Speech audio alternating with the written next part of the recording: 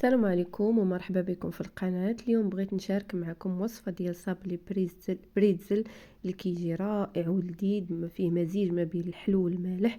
واحد الصابلي اللي كيجي فيه مذاق خطير بزاف. تابعوا معايا الفيديو حتى الاخير. ندوزو المقادير. غادي نحتاجوا واحد البول، غنديروا فيه 250 غرام الزبده ديال العبار تكون بحراره المطبخ. غادي نضيفوا هنا واحد القبصه ديال الملح، وهنا غادي نضيفو 8 الفرماجات حتى هما يكونوا بحرارة المطبخ. هنا من الأحسن تستعملوا نوع جيد ديال الفرماج باش كيعطي داك المذاق كيجي لذيذ.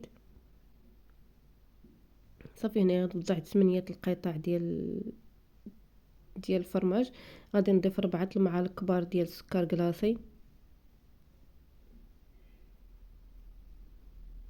وهنايا غادي ناخد 100 غرام ديال اللوز مالح، تقريبا جاني بديك 12 درهم 240 ريال. غادي نشدوه غادي نطحنوه حتى هو هكا، وغادي نخلطوا هاد العناصر.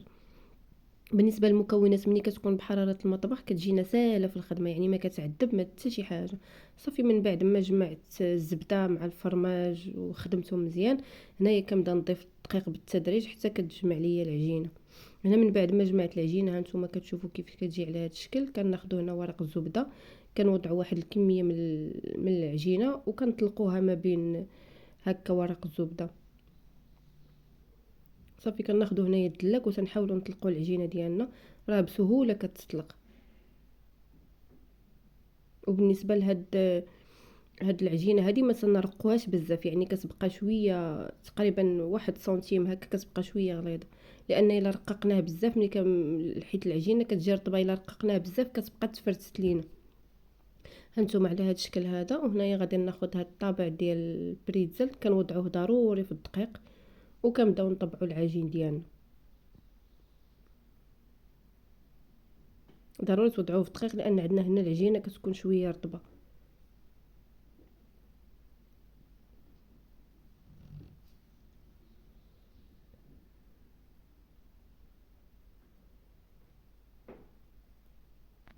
كنبقاو مستمرين هكا حتى كنطبعوا العجينه ديالنا، ومن بعد كنوضعوها في المجمد.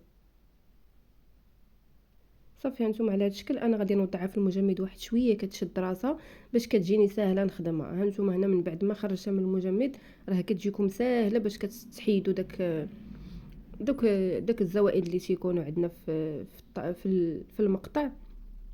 وكتعاون حيت كتكون مع الزبده سبيسيال كتجي شويه رطبه كتبقى تلصق. صافي هنا من بعد ما كملتها انا وضعتها هنايا، غادي نوضعها في الفران من بعد ما سخنته من قبل. كنوضعوها كنديروا العافيه لتحت وكنديروا اللاطه ديالنا من الفوق. صافي هنايا خديت الشوكولاط، انا خديت هنا كميه من الشوكولاط كحل والشوكولاط بالحليب. صافي هنا من بعد ما خرج ليا الصابلي هانتوما كتشوفوا كيفاش كيجي اللون ديالو مذهب وكيجي محمر وكيجي مقرمل، كيجي زوين بزاف. صافي هنايا ذوبت الشوكولاط وغادي ناخذ هنايا اللوز كونكاسي محمرته واحد شويه كنضيفوه على الشوكولاط وتنحركوا الشوكولاط ديالنا.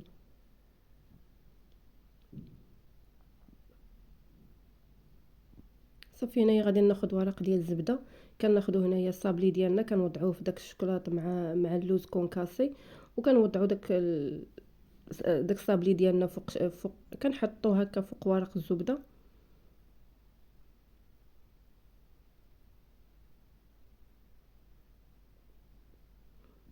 بالنسبه هنايا للعمليه كنديروا 2 اوراق ديال الزبده كنحطوا من بعد ما كنوضعوه في الشكلاط كنحطوه هنايا فوق ورق الزبده وكنعاودوا نهزوه ثاني فوق. كنبدلوا ليه البلاصه باش ما كيلصقش لينا داك الشكلاط ولا كيتهرس وكيجي الديكور ديالو مفيني. هانتوما على هذا الشكل هذا غير شويه كيبدا يشد راسو كتحاولوا تحيدوه.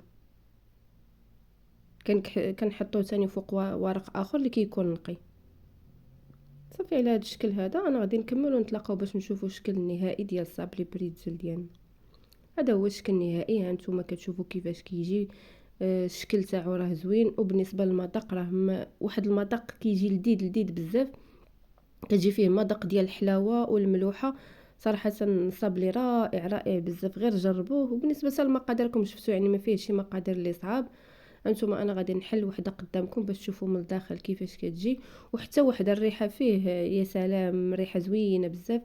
وهذا هو الفيديو ديالنا، وكنتمنى ان هاد الصابلي ينال اعجابكم.